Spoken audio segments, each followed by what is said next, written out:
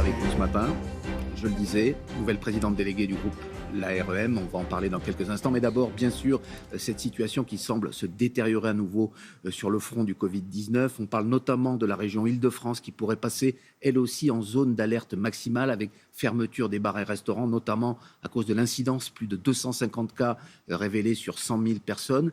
Est-ce que c'est finalement le scénario auquel il faut s'attendre? Vous êtes une élue de la région Île-de-France. Alors, il n'y a pas de scénario. Ce qu'il y a, c'est qu'à un moment, on mesure tout simplement la manière avec laquelle le virus continue de se propager. Et si on voit qu'il y a une propagation qui est trop importante, alors on a un certain nombre de mesures dont on sait qu'elles doivent pouvoir être prises parce qu'on a des lieux où la contamination est plus forte que d'autres. C'est notamment le cas dans des lieux où vous avez du brassage, où vous ne pouvez pas garantir, pour des raisons assez évidentes, le port du masque, notamment dans les bars et dans les restaurants. L'idée, c'est surtout de faire en sorte de ne pas arriver à cette situation. Donc, on continue évidemment, on ne le dira jamais assez, à respecter les gestes barrières. C'est parce qu'on les respectera que, justement, nous ne serons pas contraints de devoir fermer des établissements. Olivier Véran doit s'exprimer demain, comme il le fait désormais chaque semaine. Est-ce que vous attendez, que ce soit en Île-de-France d'ailleurs ou dans d'autres régions françaises, à un durcissement ou un allègement des mesures demain? Un allègement, je ne le pense pas, au regard de toute façon de la circulation du virus. Après, on a déjà eu un durcissement en Île-de-France, à la fois à Paris et dans les autres départements franciliens. L'idée, c'est aussi d'accepter de faire du cas par cas, parce que tout simplement, encore une fois, la circulation n'est pas la même en Bretagne, en Franche-Comté ou en Île-de-France. Et donc, c'est justement par rapport à ça et en fonction de ce qui se passe dans chacun des départements français, puisque les préfets peuvent prendre des décisions qui sont dans chaque département, que l'on peut arbitrer. Alors Jean Castex a annoncé hier que notamment les bars et les restaurants continueraient à bénéficier des mesures de chômage partiel à 100% jusqu'à la fin de l'année. Et pourtant, il y a un vent d'incompréhension, voire de révolte chez certaines personnes, notamment à Marseille et à Aix-en-Provence, qui sont frappées, eux, par une interdiction totale de l'ouverture des bars et des restaurants. Est-ce qu'il n'y a pas, malgré ce que vous dites avec l'intervention des préfets, l'impression que tout est décidé à Paris sans concertation des élus locaux? On l'a vu notamment à Marseille. Vous savez, en matière de santé, à un moment, il faut évidemment être en capacité de faire du cas par cas, c'est-à-dire en fonction de la situation dans chacun des départements, voire dans chacune des métropoles. Mais à un moment, vous savez, si la décision n'est pas prise, on se retournera vers qui? On se retournera vers l'État en disant que l'État a été défaillant. Et donc, on n'a pas d'autre choix à un moment que d'avoir des mesures sanitaires strictes. Ça fait plaisir à personne de prononcer la fermeture administrative d'un bar ou d'un restaurant. On aurait évidemment préféré ne pas avoir besoin de le faire. Mais si l'État ne le fait pas, alors l'État sera jugé défaillant si on a plus de propagation du virus, si on a plus de personnes sur des lits de réanimation, si on a des médecins qui doivent faire des arbitrages entre des opérations qui sont reportées parce qu'il faut préserver des lits de réanimation pour les patients du Covid. Mais l'État a forcément raison contre, par exemple, la maire de Marseille ou le président de la région Provence-Alpes-Côte d'Azur qui considère que ces mesures ont été beaucoup trop sévères à l'endroit des personnes concernées. Je crois que l'État surtout s'appuie sur des données et que ces données-là, elles ne sont pas contestables. Et d'ailleurs, quand vous regardez ce que vous disent les responsables des hôpitaux marseillais, ils voient bien qu'à un moment, vous avez une explosion du nombre de personnes qui, aujourd'hui, à la fois sont testées positives, mais surtout entrent à l'hôpital. On ne peut pas prendre le risque de se retrouver dans un niveau de saturation. Et on voit bien que d'autres pays européens ça, sont confrontés, notamment en Allemagne. même lorsqu'ils ne sont pas d'accord. Je me doute que certains élus font aussi de la politique. Je me doute qu'en effet, il peut y avoir parfois de la démagogie.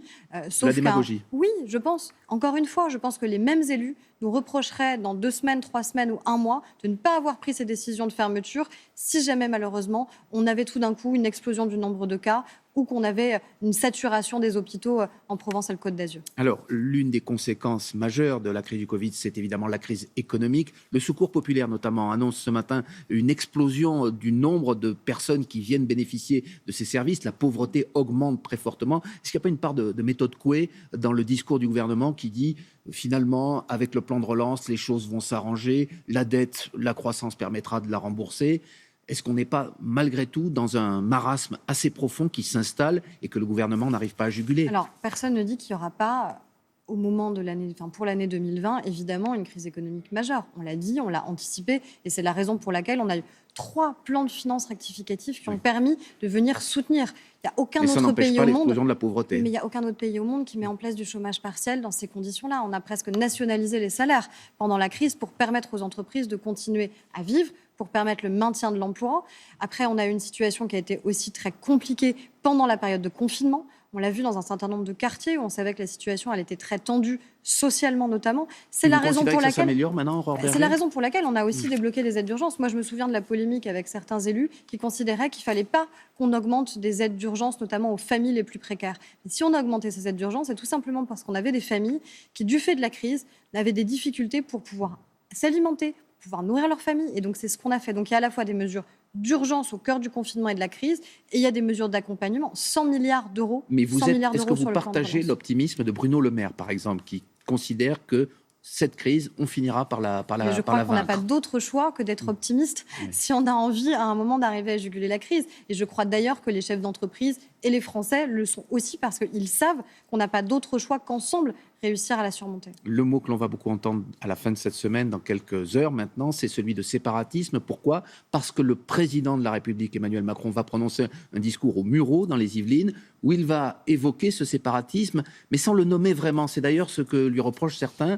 C'est quoi le séparatisme exactement ? Je crois qu'il n'y a pas du tout d'ambiguïté dans la parole du président de la République. Le fait qu'il aille au Mureau, une ville que je connais bien dans les Yvelines, ça rejoint aussi le propos qu'on avait juste avant. C'est parce qu'on a aussi parfois des crises sociales majeures que la République, malheureusement, elle n'est pas toujours au niveau. Et quand la République recule, eh bien, on a des communautarismes qui, eux, progressent. Et c'est ça qui se passe dans un certain nombre de nos quartiers, où on a du séparatisme, c'est-à-dire qu'on va séparer les croyants des non-croyants, qu'on va séparer les hommes des femmes. C'est à la fois dans la vie associative, malheureusement, dans les associations de soutien scolaire, c'est dans la vie associative sportive, où on a un certain nombre d'alertes qui sont extrêmement importantes. Il n'y a pas de difficulté à nommer les choses et à dire qu'il y a notamment un petit peu tout de même, parce que vous ne nommez pas la religion qui est ciblée en particulier, à savoir l'islam. C'est pas une religion. Lorsque vous parlez de séparation des hommes et des femmes, de tensions dans certains quartiers, est-ce que vous vous adressez à toutes les religions ou c'est une en particulier ? Déjà, je ne m'adresse pas aux religions. Je m'adresse aux Français. Et d'autre part, ce n'est pas la question d'une religion, c'est la question de l'islamisme. Donc, ce qui n'est pas la même chose. Les Français qui sont pratiquants musulmans, ce n'est pas eux qui posent un problème dans notre pays. Il ne faut pas qu'il y ait d'ambiguïté de ce point de vue-là. Ce qui pose problème, c'est quand on a du séparatisme islamiste, c'est-à-dire qu'au nom d'une religion, on considère que c'est la loi de cette religion qui doit surpasser les lois de la République. C'est ça qui est intolérable et c'est ça qu'il faut qu'on arrive à juguler. Je le disais au début de cette émission, vous êtes la nouvelle présidente déléguée donc, de La République En Marche. Et pourtant, il y a une semaine, du groupe parlementaire de La République En Marche, c'est très important. Et pourtant, il y a une semaine, vous claquez la porte des instances dirigeantes de ce même parti, avec notamment Pierre Persson, qui en était le numéro 2. Qu'est-ce qui s'est passé dans l'intervalle d'une semaine ? Je n'ai pas claqué la porte. Non, mais vous n'êtes plus la scène ne s'est pas passée comme ça. Vous n'êtes plus dans les instances dirigeantes du parti. C'est juste qu'à un moment, on peut avoir des désaccords politiques et que ces désaccords politiques, il faut parfois les assumer. Et moi, j'avais un désaccord sur la méthode. Ouais. Voilà. Par contre, ça n'empêche pas de travailler ensemble et de se rassembler. Et c'est ce qu'on fait d'ailleurs au sein du groupe parlementaire. Je vais vous citer, Aurore Berger, le malaise est profond. Nous ne savons plus qui nous sommes et ce que nous portons. C'est ce que vous avez dit la semaine dernière. Et néanmoins, vous êtes maintenant présidente déléguée du groupe majoritaire. Il nous reste 18 mois.